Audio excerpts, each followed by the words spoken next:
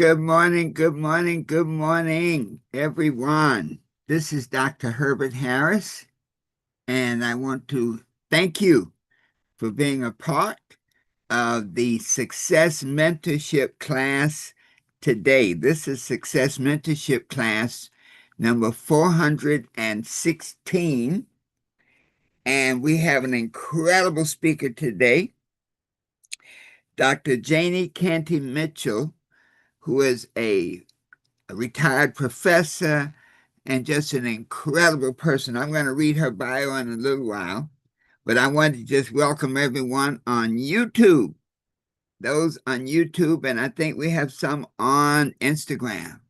And of course, our special group, our Success Mentorship Mastermind group.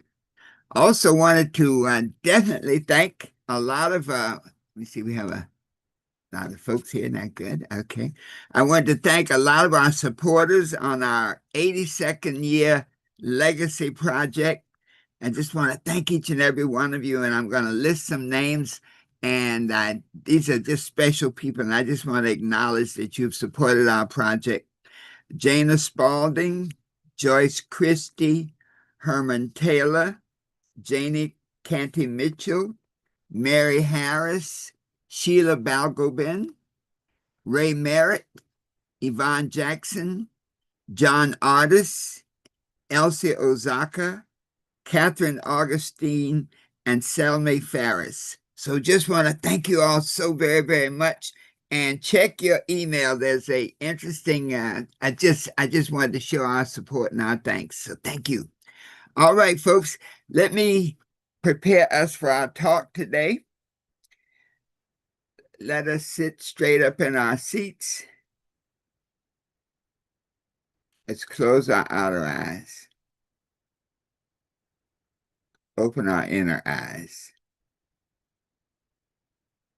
Take a deep breath and hold it. Let it out slowly.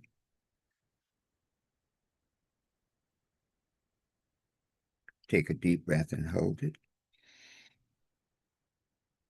Let it out slowly. And in this space of peace and relaxation,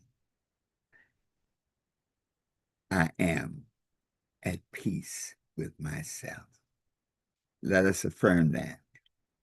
I am at peace with myself. Take a deep breath. Let it out slowly.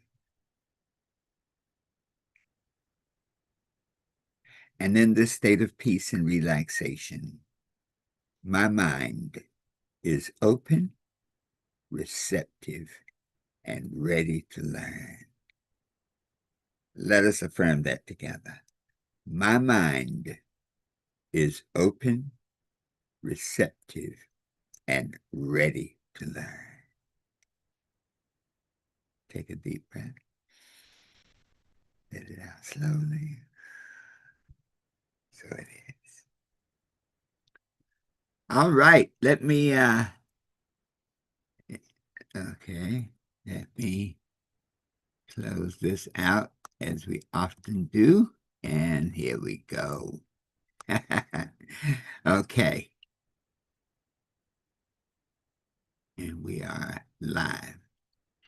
This topic today, see, we have yes, this topic today is a powerful one, and our speaker is a lady who has just been incredible. I want to pull up her bio. I put it right over here. And just amazing. Dr. Janie Canty-Mitchell has been a teaching, clinical, and leadership experience in hospitals, public health departments, higher education, nonprofit organizations. She has earned a degree in nursing from Lincoln Hospital School of Nursing, a degree from in Durham, North Carolina, a degree from Florida State University, master's degree, and a PhD degree from the University of Miami.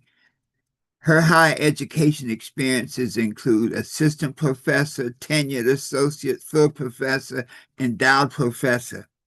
And she was one of 25 nurse executives selected in the cohort of the Robert Wood Johnson Foundation to share her knowledge and her experience. So, Dr. Mitchell, thank you so much for being with us. Let me pull you up on the screen because we look forward to sharing your message today. And it is a powerful one, gratefulness as an act of love. Take it away, Dr. Mitchell.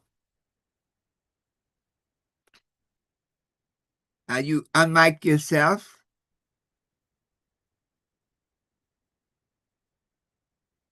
Yes, and there you go. Okay.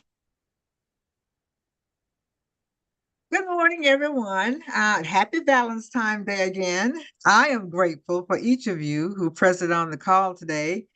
And even across screens and miles, we are gathered in a shared purpose. Thank you, Dr. Harris, for the invitation to join the mastermind group. I did not realize I'd be speaking so soon. And thank you, Don, for inviting me to prepare a mastermind talk today. I am grateful for everyone present today. The Spirit led me to a topic of gratitude. When Joy asked me, I pondered, what can I say to this esteemed group who's probably heard everything in the universe? I said, well, gratitude just kept coming to me. When I looked at the date, I realized it was Valentine's Day. So I extended the topic to gratitude or gratefulness as an act of love. Gratefulness is not about good manners. It's not just gratitude during the holiday seasons, as we often think during the Christmas holidays or Thanksgiving holidays or Valentine's Day. It's a spiritual discipline. It's a posture of the heart as a deliberate expression of love toward God and toward one another. Let us begin with some scripture. In the first epistle to the Thessalonians 5:18, it says, give thanks in all circumstances, for this is the will of in Christ Jesus. And then in the first epistle of Peter, the fourth chapter, in the eighth verse, it says, above all, love each other deeply. And in the Psalms 3 and 4, it reads, know that the Lord, he is God. It is he who has made us and not we ourselves. We are his people and the sheep of his pasture. And it says, enter into his gates with thanksgiving and his courts with praise, and give thanks to him and bless his name. If love is the highest calling and gratitude is God's will, then gratitude must be one of love's most visible expressions. Gratefulness, first of all, is recognition. It begins with recognition, recognizing something in someone else, God first, you secondly, and then also your family and people around you in your workplace. It's about recognition. It is the acknowledgement that I did not get here by myself. I came through my mother and father's, uh, togetherness, and I am sustained by grace. It is not something that I have done one thing or another, but it's really God's grace that has kept me going all these many years and kept us going all these many years. Every breath that we take is a gift. It's a gift of love, togetherness, and I am sustained by grace. In the book of Psalms, it does mention, it says, enter into his gates with thanksgiving. So Thanksgiving is the entry point. When we express gratitude, we recognize God as source, others as blessings, and life as sacred. Recognition is love because love sees, love notices, love refuses to take for granted. So in just a notebook or wherever you are, just jot down one person whose presence in your life is a gift. And just take a few seconds to do that. Think about it. And I know there are many people in your lives that have made a difference, but just think about that one person first, and then just jot that down, and we can discuss it later in the discussion area. Uh, and give thanks in all circumstances. Love each other deeply, deeply. Love each other deeply. And gratitude is that way we can do that. Gratitude is not just polite, it is powerful. It is not just emotional, it's also physiological. It impacts your body as well as your mind, your emotions. And when we express gratitude, we are literally practicing love in ways that science now confirms changes our brains and changes our bodies. Let us let us then be sure to express the gratitude daily in some form. First, myself. One day when I was feeling a little sad, depressed, things are going wrong. The spirit came to me and says, write down 30 things you're grateful for. I said, 30 things? And I just started with my body. And I came up with 30 things just in my body. The ability to breathe, the ability to see, the ability to hear, to smell, the ability to have a functioning brain, the ability, and it went on and on and on. And after those 30 things, I just was lifted because I knew that whatever I was thinking did not supersede what I am grateful for. Give thanks in all circumstances. Gratitude changes the brain. Researching positive psychology, particularly the works of Emmons and Silliman in the earlier days, shows that gratitude practices increase what we call dopamine. And this is a hormone that's produced in the brain. It's called a reward neurotransmitter. And it also increases serotonin. It's linked to your mood and stability. It decreases symptoms of depression and it improves overall life satisfaction. When we express gratitude consistently, we strengthen those neural pathways associated with joy and resilience. In simple terms, what we repeatedly appreciate, we neurologically reinforce. Gratefulness trains the brain to scan for goodness instead of threats. And it shifts us into an act of love toward ourselves and toward others. And the second thing is gratitude lowers the stress and protects the heart.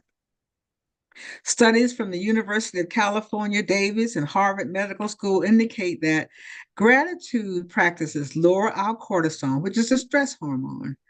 And, sometimes, as African Americans and as women and people who are disadvantaged in our society, they have more stress, therefore more cortisol. And sometimes that affects our ability to live a healthful life. And it also helps to reduce blood pressure, these scientists say. It also helps to improve our heart rate. Instead of erratic heartbeats, it's steady and calm. And just a meditation that we did this morning with Dr. Harris, it is a way that we can calm ourselves, relax ourselves, increase our serotonin and all those levels. It has that physiological effect on our body, just as gratitude does. And it also improves our sleep quality, our immune function. So these are all great physiological things. So we start with the spiritual base, and then we go to the physiological and the emotional state of which gratitude has played so much part in our lives. Think about that. Saying thank you can lower your blood pressure. Writing a gratitude journal can help you sleep better. Expressing appreciation for others can reduce inflammation. Gratitude literally calms the nervous system. When we express gratitude, we signal safety instead of threat. When we feel safe, the body heals. When we help someone else feel valued through appreciation, we are participating in their healing as well. That is love. Gratitude also strengthens our relationships. And when you talk to someone who's been divorced um, or they have had rough relationships or not doing well, the first thought sometimes come to our mind is, oh, they did this wrong and me wrong, and I will never forgive them, blah, blah, blah, blah. Think about it. There was a time when that relationship might have been good. There might have been a time when that relationship brought something positive into your life. But we have a tendency to think on those negative things. And so gratitude then in the picture helps us to strengthen relationships. I know that most recently, I worked at the University of North Carolina in Wilmington for many years. And my boss, who is in the same sorority that I am in now, we're both retired. She came up to me just, I would say, a few weeks ago at an event. And she said, Janie, I want you to know that people are grateful for all that you have done. And my heart just lifted because I think I've never heard her express that to me directly before. And there's something within me that just bubble up. Whatever thoughts I had that was not good, it just made me feel so good. So gratitude, there's a gratitude of expressing gratitude, and also on the receiver when you express gratitude. Instead of saying what's wrong with you, what you didn't do right, I am grateful that you're in my life. I am grateful that you love me. I am grateful that you take care of the children. I am grateful that you are such a loving person. Research shows that when people feel appreciated, trust increases. And I think about, this thing with leaders and, this old fashioned way to say you have to be the boss and you have to tell people and you have to be strong and rough and whatever. But without appreciation, you see high turnover. Without appreciation, you see performances decrease. Without appreciation and gratitude, things do not work well or gel well. Conflict also decreases because when people feel valued, when they feel as if they've made a difference, there is less conflict. Motivation rises.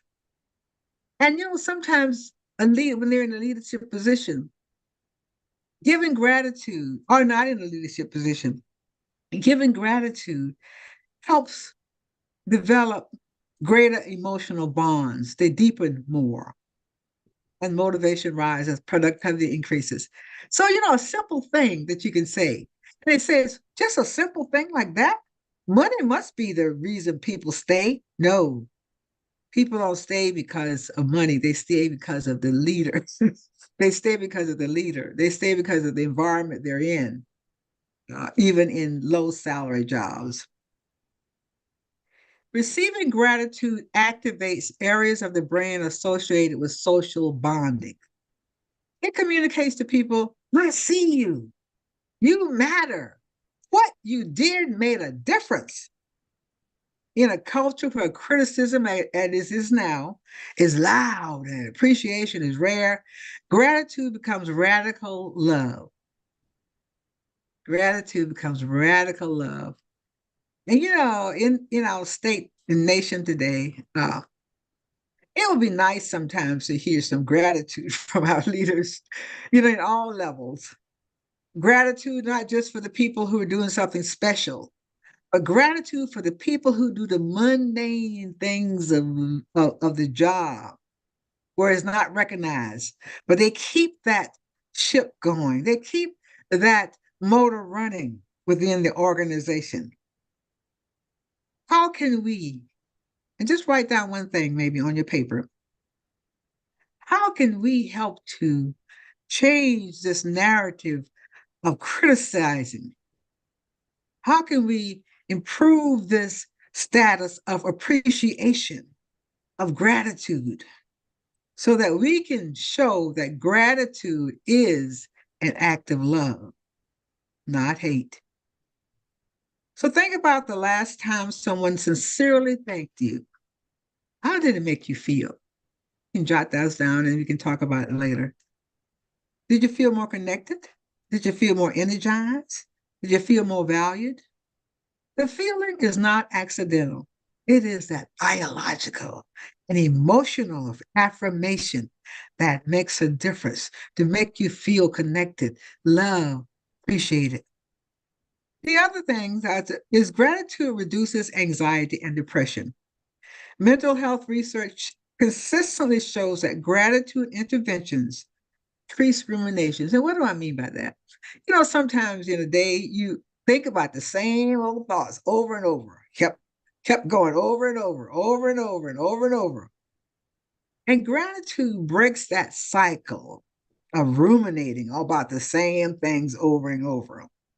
It helps to reduce symptoms of anxiety and improve resilience after trauma, increase optimism.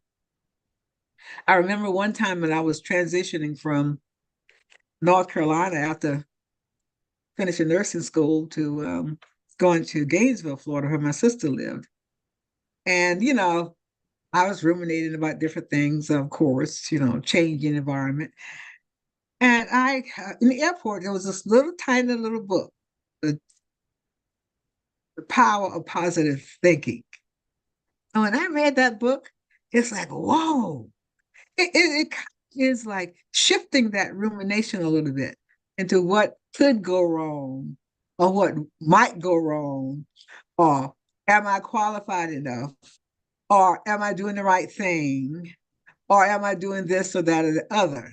It shifted it to I am grateful that I have the ability to transition and change and to establish new roots. I'm grateful that I have connections that will allow me to move to this place. It shifts it in your mind, the ruminations. And in that, it reduces your anxiety. It reduces, in that case, my anxiety about moving and about increase my optimism. Why? Why does it do this? Because gratitude interrupts catastrophic thinking.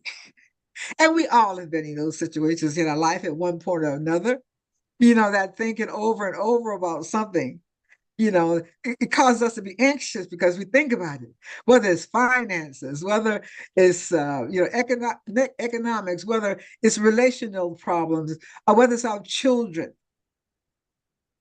Rumination, catastrophic thinking. The anxious mind thinks what could go wrong. The grateful mind asks, what is still right? That shift doesn't deny pain, it balances perspective. Gratitude does not eliminate hardship, it expands awareness beyond hardship. And that expansion is healing. Receiving gratitude, as we mentioned earlier, is also healing. Receiving gratitude is equally powerful as expressing it. When someone says, I appreciate you, and we allow ourselves to receive it, we, without deflecting. And haven't you been in situations where you've given praise to someone or thanks for someone, and they say, oh, it's nothing, no problem. Oh, that's just what I do. And so this has happened to me. And once I learned it, when someone says, oh, it's nothing, I said, okay, stop. What I want you to do is say, stop. Stop thinking about these things and accept the thanks. And I have to even do it to myself because I have done this too. Oh, it's nothing. And I have now learned to, when someone appreciates me, to say, thank you. Thank you. Because receiving gratitude, it strengthens your self-worth. I'm worthy. It increases your motivation and deepens your connection with people. Receiving gratitude is humility, not pride. When you receive appreciation, pause, breathe, say thank you. Let love land on you when you accept this. So I'm going to leave you with 3 things as a daily practice of gratitude and love. Here are 3 simple research-supported practices. First of all, it's called the 3 blessings practice. Each night, write down 3 things that went well and why. 3 things that went well and why. Research shows that doing this for just 2 weeks can improve your mood for months. The second thing, the gratitude letter. Write a letter to someone who influenced your life, and if possible, read it to them. This action has been shown to increase happiness scores significantly. The gratitude lesson. 3 blessings practice first, the gratitude letter second, and then express micro appreciations daily. 1 sincere thank you each day. 1 acknowledgement each day. 1 affirmation to someone each day. And sometimes it could be micro appreciations of yourself. I'm worthy. I'm loved. Because sometimes we don't really appreciate ourselves. And then closing reflection. Grateful is not denial. It is disciplined awareness. It is choosing to notice what nourishes rather than what drains. It is choosing to affirm rather than to overlook. It's choosing to love intentionally. When we practice gratitude, our brains change, our bodies calm, our hearts open, our relationships deepen. And perhaps that is why ancient wisdom instructs us to give thanks, not because life is always easy, because gratitude keeps us whole. And I want to say a little closing prayer. Loving God to teach us to live aware of goodness. Calm our anxious thoughts. Strengthen our bodies. Heal our hearts. Help us to express appreciation freely and receive it humbly. May our gratitude be more than words. May it be love in action. Wow. Wow. Wow. Woo!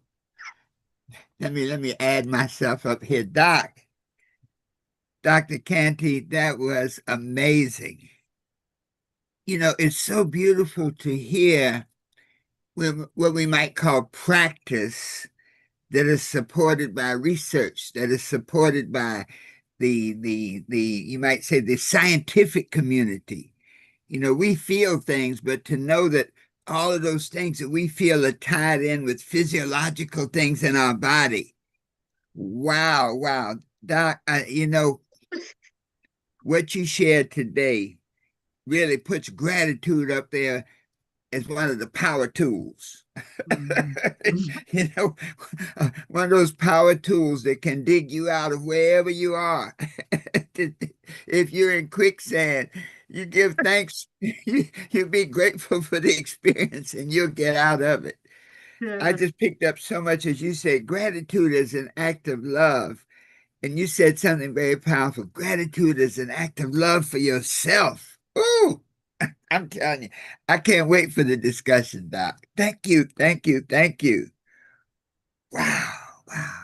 Folks, those of you on YouTube, I wish you were here because the experience that we shared this morning with Dr. Canty and the information she shared about a power that each and every one of us has. That's the amazing thing.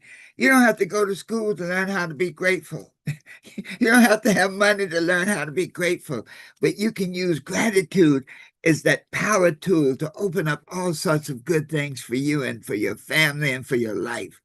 So thank you so much, Dr. Canty, for an amazing message. Those of you on YouTube, thank you for being with us. Be sure to visit our website, www.herbertharris.com, and you can schedule a success consultation.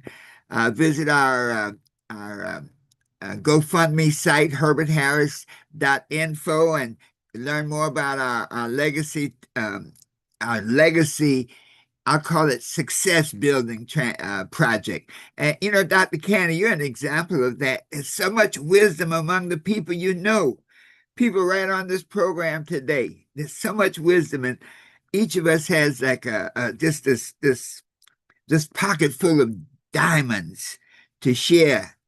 And what you shared today, I guarantee, will change the lives of so many of us, of everybody who hears these words. So those of you on YouTube, thanks for being with us today. Every Saturday morning at 8 a.m., the Success Mentorship Network, our mastermind group.